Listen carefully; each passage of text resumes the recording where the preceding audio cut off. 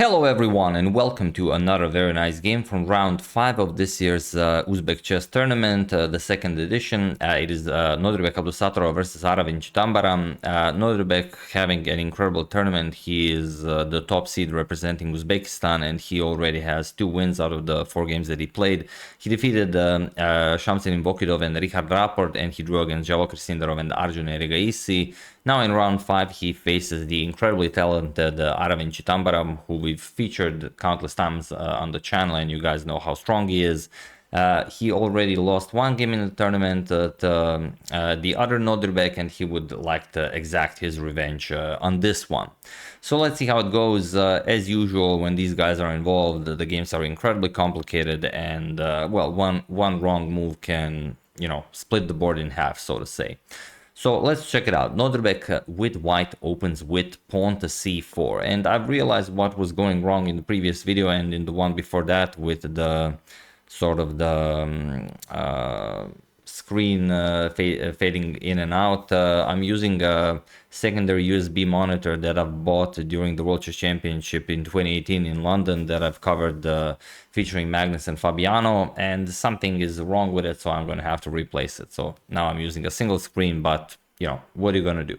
So c4, we have pawn to g6, countering the English opening with the Great Snake variation. We have pawn to d4, bishop to g7, and pawn to e4. So grabbing the full center, transposing some kind of a modern defense. We have pawn to d6, and now knight to c3 and knight to f3 are the 2 most common replies. We have knight to e2, and now pawn to e5. Okay, still fairly standard. We have knight b to c3 and knight to c6. We have bishop to e3 and now knight to h6. Again, this is the so-called the Koto variation of the Averbach in the modern. Pawn to d5, knight e7, and now f3. Many games in the database featuring very strong names, but here we have pawn to h3 and already very rare territory. We have pawn to f5, trying to exploit this idea, and pawn to g3, stopping any eventual f4 ideas. We have castles kingside and queen to d2, putting pressure on the knight on h6. Knight to f7 also will be guarding the queen if the d file opens up somehow. And here we have bishop to g2 in some games, but in this game castles queenside, and it is now as of move 11 that we have a completely new game. So okay, pawn to c5. Pawn to c5 by black, and now you could continue in some different ways, allowing the center to remain closed, but d captures on c6 is the most forceful way to play. We have b captures on c6, and now pawn to c5. The knight here really doing wonders guarding that d6 pawn and also guarding the queen, so pawn to c5, and again, you could definitely capture. It's not a problem. We get a queen trade. Let's say captures, knight captures on d8, and then something like bishop captures on c5. This is very much playable with something like king to f7 defending the knight. But it removes most of the tension of the board. So here pawn to d5, keeping it closed for the moment. E captures, we have c captures, and knight captures on d5. We have bishop to e6, and now knight e to c3, defending the knight on d5. So Aravindh sacrificed the pawn, and he wants to go after Nodirbek's king on c1, as the position has now completely opened up. Knight captures on d5. We have knight captures and pawn to e4.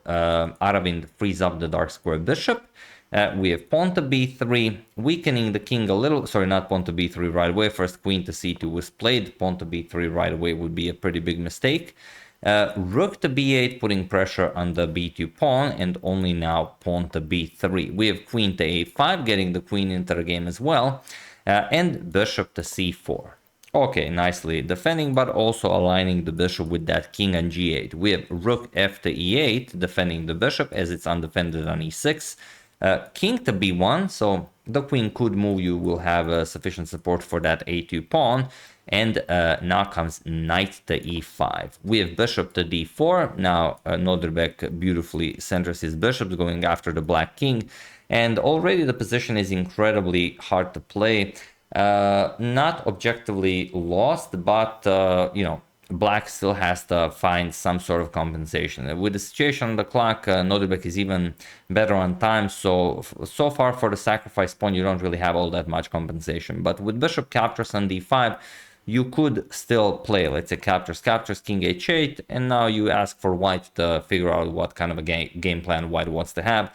But the fact of the matter is that Nodirbek always has the passed c-pawn, and Aravindh will have to fight against that. But in the game after bishop to d4, king to f7 was played, and this simply does not work. It does, unless Nodirbek finds the exact continuation that defeats king f7, which he did, but you guys will as well. So have at it. Feel free to pause the video while I give you a couple of seconds.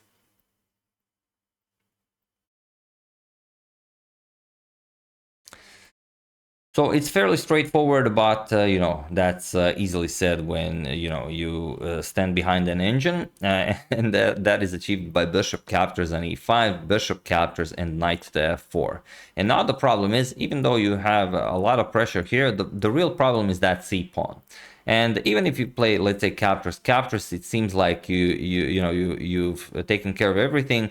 The problem is, if, let's say, queen captures on c5, if you could do that, it'd be wonderful, but bishop captures on c5 check picks up the queen, so you cannot do that.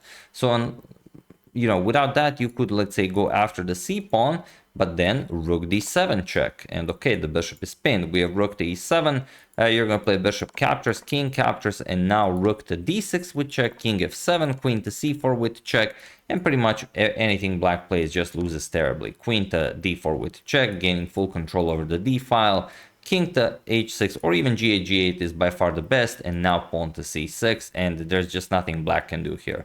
Rook e to c7, you're going to play rook to c1, or even rook to d1. You don't even have to defend the pawn, you can go rook to d1, because if black ever captures that pawn, rook d7, and that's it. You can resign here. There's no defense. So after knight f4, bishop captures on c4 was played. We have queen captures on c4 with check to the black king, king to g7, and now rook to d7 with check, king h6, and rook h to d1. And unfortunately for Aravindh, it's not just the extra pawn that he has to worry about, but also that his king gets checkmated. So rook e to d8, offering a trade of rooks, as now the queen also nicely defends d8, pawn to c6. You're down a pawn, and that pawn is a passed c-pawn already on the 6th rank. That's it. We have queen to a3, now threatening checkmate, but very easily avoided. Rook 1 to d2. Rook captures on d7, hoping for rook capture so you can still checkmate the white king. But of course, Nodirbek will not make such a mistake. C captures on d7, now the pawn is on the 7th rank, ready to promote. Pawn to e3, we have f captures, and now queen to a5, guarding that queening square. Also putting pressure on the rook, and there are many ways to win this, but Nodirbek finds the most precise one, and that is knight to e6. And what can Aravindh do? It seems like Nodirbek blundered the pawn, but if you capture, of course, the rook on d2, do you see where the mate in 1 is? Of course you do. That's why the knight came to e6, guarding the g5 and g7 squares. Queen to h4, just a beautiful mate in 1, as the king has nowhere to go. So after knight to e6, bishop to f6 was played, now adding another defender of that d8 queening square.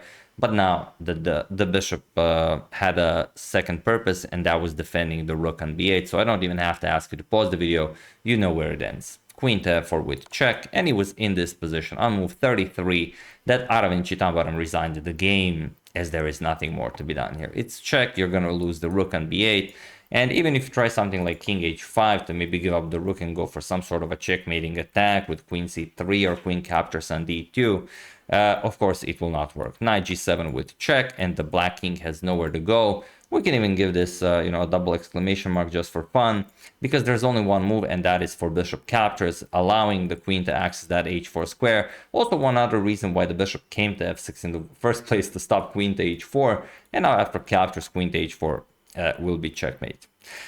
So, as usual, beautifully played by Nodirbek. He's just, a powerhouse, and there's, very few players, like maybe a couple of guys in the top 10 can give him a hard time. But if he's having a good event, no one can play against him. He's just next level.